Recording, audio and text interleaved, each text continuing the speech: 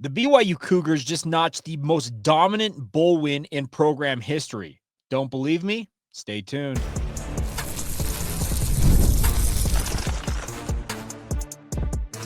You are Locked On Cougars, your daily podcast on the BYU Cougars, part of the Locked On Podcast Network, your team every day.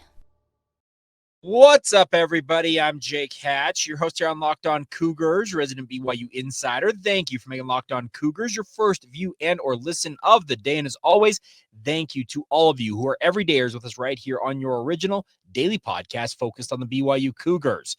Let's dive right in on today's show. And as I mentioned right there at the outset, BYU on the heels of an 11-2 season with a dominant win over the Colorado Buffaloes just put together the most dominant bowl win in their 41 bowl appearances in program history.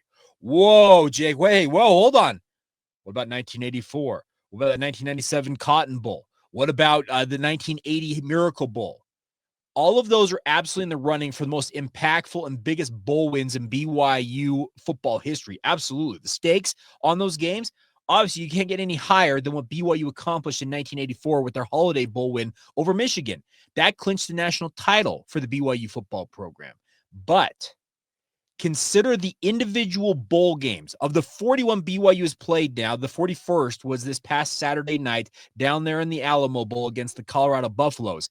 Consider every other bowl game, everything that went into those bowl games, the opponents, everything considered. Is this not the most dominant win in BYU bowl history? I don't think you can argue otherwise. A lot of the big wins in BYU's bowl history are nail biters. Think about it.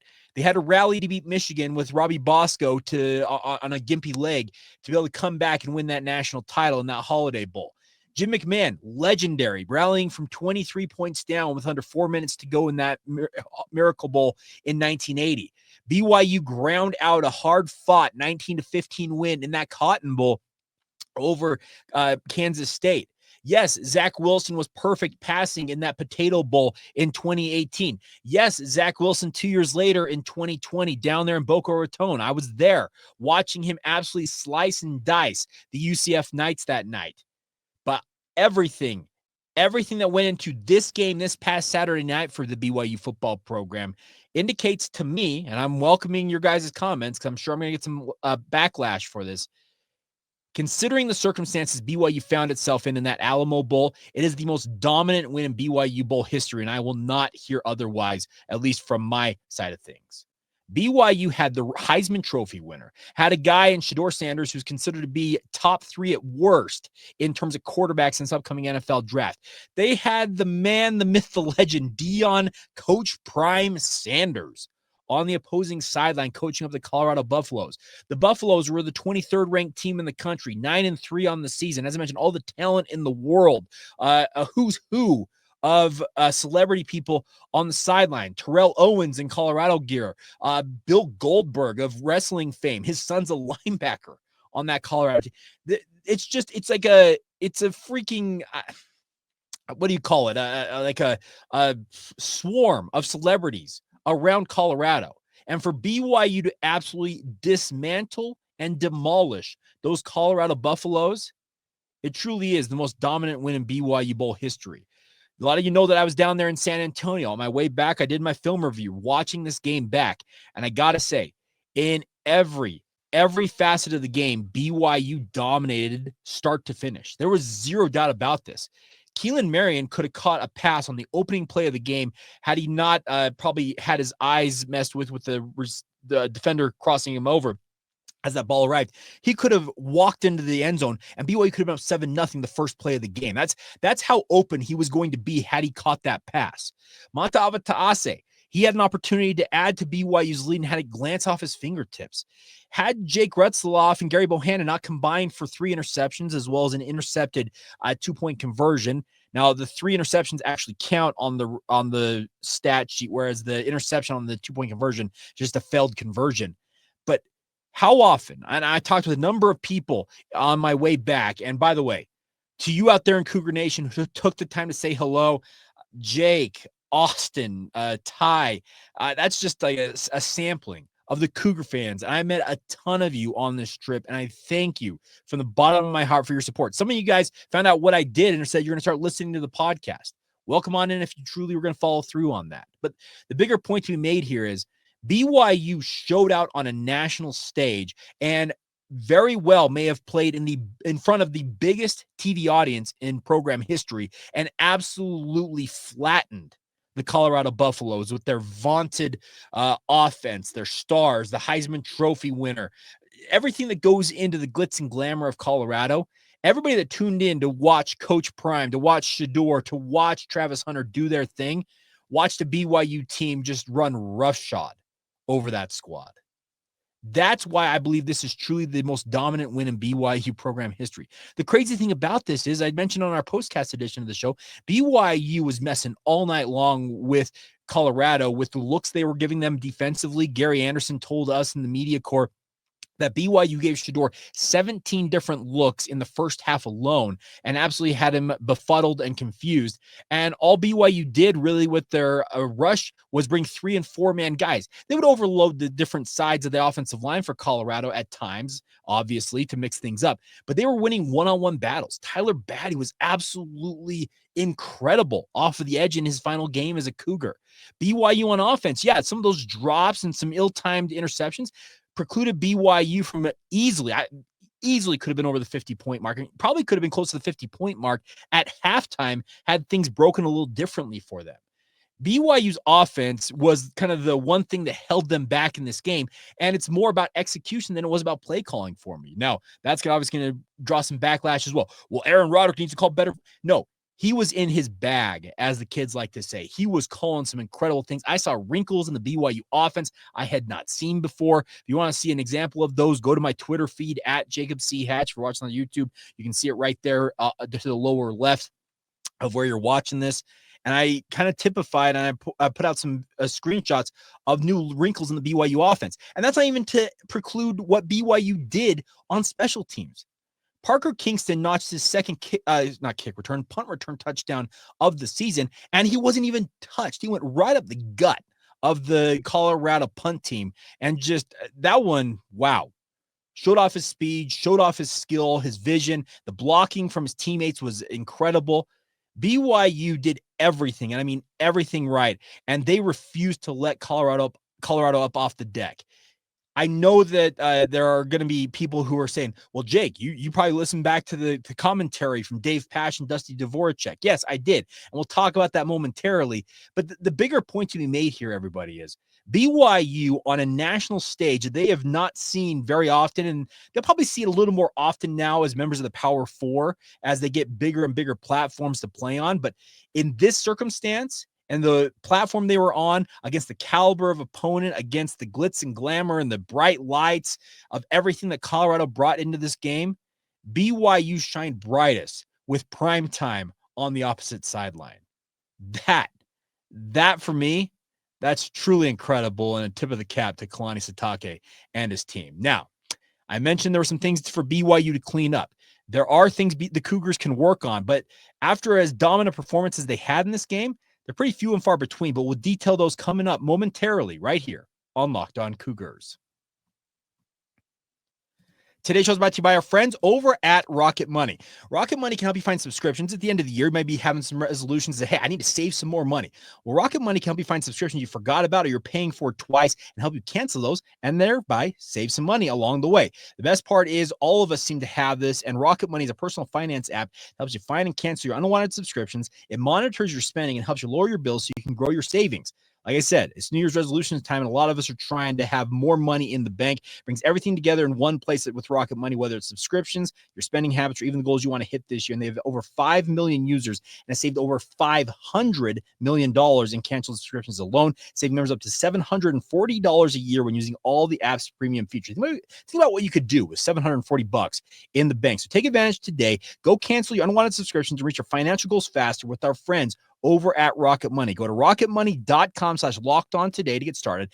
That's rocketmoney.com/lockedon to get started today. And one more time, check them out today at rocketmoney.com/lockedoncollege. Thank you once again for making Locked On Cougars your first listen of the day. Appreciate all of your patronage. All right, so I just mentioned that I believe this is the most dominant win in BYU Bowl history, as they just absolutely smashed the Colorado Buffaloes. But it did not come without things they could fix. Jake Retzloff, and I've said it on this podcast, and I'll continue to say it, is what I would say is a good quarterback in an era or in a program, I should say, where fans are used to great quarterbacks. Can Jake Retzloff lead BYU to the proverbial promised land?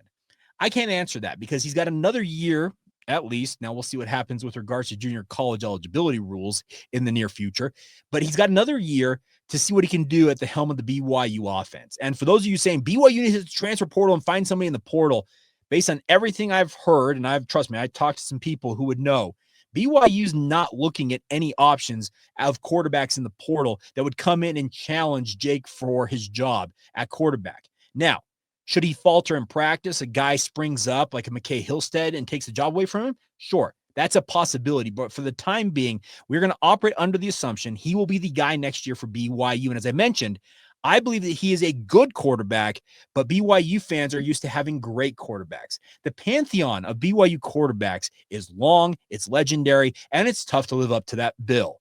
And the tough part for a guy like Jake Retzloff is think about the two guys immediately preceding him are Zach Wilson and Jaron Hall, both NFL guys. Zach Wilson, number 2 overall pick. And even before that, you go back to the John Becks, the Max Halls, back into the 80s, Ty Detmer, Jim McMahon, Steve Young, Mark Wilson, Gary Scheide. It's just Gifford Nielsen. The who's who of BYU quarterback play goes back 50-ish years. It's 50 plus years at this point. And they have had some absolute all-time greats. And the problem is for Jake right now is I believe he is still just a good quarterback. The shovel pass interception he had in this game, that's more of a fluky play to me because there was a blitz called. The linebacker got through the line, tipped the ball up, and the defensive lineman finds it right in his gut and picks it off. That's a tough break. The one I can't live with, and this is why I believe Jake Retzloff is an good quarterback, but not currently a great quarterback for BYU, is the second interception. Remember, late in this game, he's rolling out to his right, and he has the gall and the belief that he can make a throw, on the run, going away from the receiver, kind of opposite. The receiver's going in while he's going out. He throws it across his body, and then the worst part about it, back into the middle of the field without the ability to get it there, and the defender steps in front of it and picks it off. Those are like 3 no's that you cannot have. And those are the type of plays that will forever have Cougar fans up in arms about Jake Retzloff. If he can get rid of that one element of his game, and that's a big question if he can do that now, what are we looking at? 17 starts under his belt. He could become, I think, a great quarterback. But right now, history suggests that will still be an element of his game that will limit him, I think, in his overall effectiveness as a BYU quarterback. Can BYU still make the college football playoff with Jake Retzloff as their quarterback? That's TBD. They were 2-3 plays, 9 points away from doing that very thing this year. And I would argue that BYU should have gotten stronger consideration for the playoff because the chatter after this game was, wow, BYU really showed what they were capable of. No, they show what they're capable of. They show what they're capable of by starting 9-0 and going 9-2 against Power 4 opponents. The Kansas loss is really the only thing that kept BYU back from making that playoff. And it's disappointing because it's a great what if in BYU football history. But there are still things BYU can clean up on. And one thing is Jake Retzloff with that ill-timed, ill-advised throw that gets picked off. You cannot have those. And in my mind, elevate yourself into the era of great quarterbacks at BYU. You may think differently, but that's the one thing I think that's a limiting factor for BYU in this game. Other thing, there are still things that BYU can clean up on with regards to penalties. Now, Colorado, absolute mess. They do not play disciplined football, and they had a number of penalties in their own right. But BYU didn't play their cleanest game in this one. Too many penalties. I'm actually surprised Kalani Sitake didn't highlight it more, but I'm sure that he'll be talking to his guys saying, hey, got to play cleaner football. The execution at times for BYU was lacking. Guys would miss assignments from time to time. But like I said, the outset of this conversation, when you play as dominant a performance as you put on in that win against Colorado, what I'm kind of picking at is small things. It's not stuff that is like, wow, that's a glaring thing. Really, the biggest thing was Jake Retzloff and that final turnover. Gary Bohannon deciding to throw his pass that was picked off. Awful decision. Throw that in the middle of the field to underthrow it. That was a bad play. But I really do think that BYU showed a lot of really good things. And the best part about it is a lot of the pieces that I'm talking about BYU needing to fix are guys who are coming back next year with another year of film work, another year of skill development, another year working in the weight room. Those things in theory can be coached up, coached out of them, can be worked on, can be improved. All the things that BYU wants to be in 2025 and what I believe BYU wants to be in 2025 is a college football playoff contender. They want to make it to that proverbial promised land and play for a national title, as they should. Any Cougar fan within the sound of my voice should be believing the BYU has right now what it takes on paper to make a run at a Big 12 title and a college football playoff berth next year. But the one thing to consider is that the 2 years BYU's been in the Big 12 conference, how topsy-turvy has this league been? We literally saw a team go from worst to first. Now, that was a preseason media poll. It's all subjective, but Arizona State was picked to 16th out of 16 teams in the preseason media poll this year, and they're the lone representative for the Big 12 in the college football playoff. It's a very, very interesting world that BYU's in right now with this conference. But I hope that BYU can kind of stand apart from all the other craziness in the Big 12 and show that they are that team that, no, we are built for success. We're built for longevity. We're built to be a force for years to come.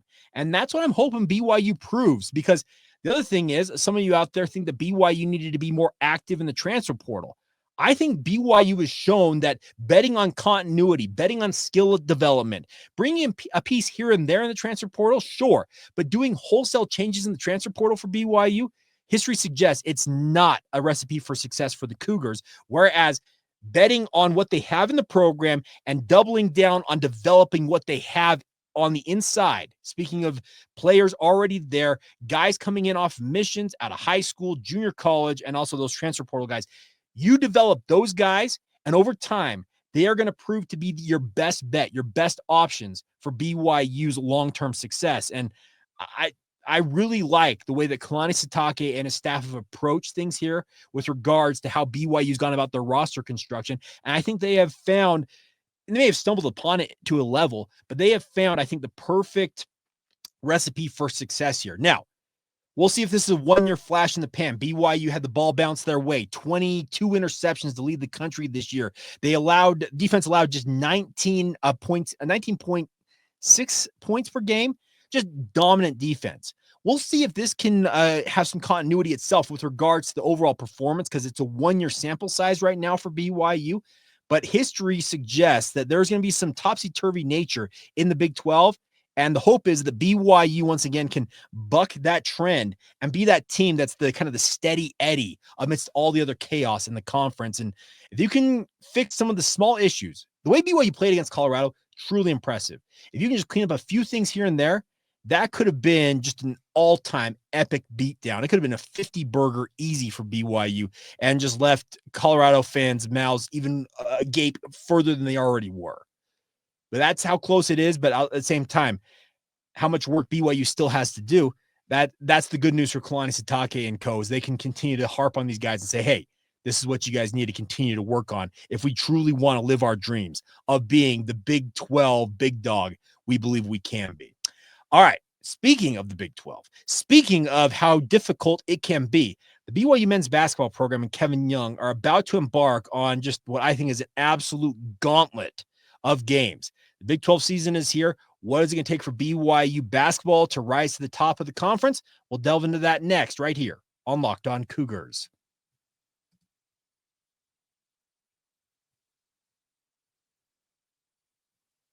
Thank you once again for making Locked On Cougars your first listen of the day. If you have not done so already, another plug for you guys to join the Locked On Cougars Insider Group. Have a lot of you guys. I mentioned Ty and Jake, who I met on my travels to San Antonio. Both members of the Locked On Cougars Insider Group. Appreciate you guys being a part of it. If you guys would like to get that inside intel that they're getting via text message every single day, join us today in the Locked On Cougars Insider Group. There's a link in the show notes below.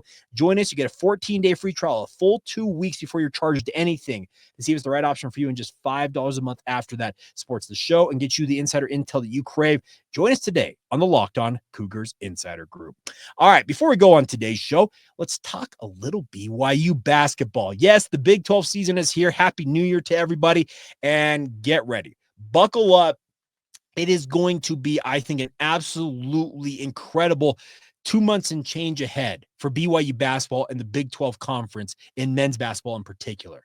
This is a conference that, yes, I know the SEC has been far more dominant with regards to the records and some of the metrics out there involving the teams in the SEC. But for my money, the competitive nature of the Big 12 is going to lend itself, I think, to be very, very compelling television for those of you who are into college hoops. Now, right now, the top-rated team, according to KenPom.com, which is my favorite website for metrics, it has Houston at number 4. They are the best Big 12 team, followed right behind them by Iowa State. Then you check in at number 9 with Kansas. Then you have to go down to number 15 for Texas Tech. So there's not as many Big 12 teams in the top 20 as I would have hoped for. You have 3 Big 12 teams from 22 to 24 in Cincinnati, Baylor, and Arizona. But I think this is going to be a very, very interesting 2 months as BYU tries to claw their way to the top of this Big 12 conference. Kevin Young, I think, knows what he's going up against. And he talked about last week how this is a cookie cutter league. That was the term he used. And he actually said it's cookie cutter in a good way. He says these teams know what it takes to succeed at this level. And a lot of them copy kind of the same thing each other does and kind of morph it a little bit and work it to their advantage.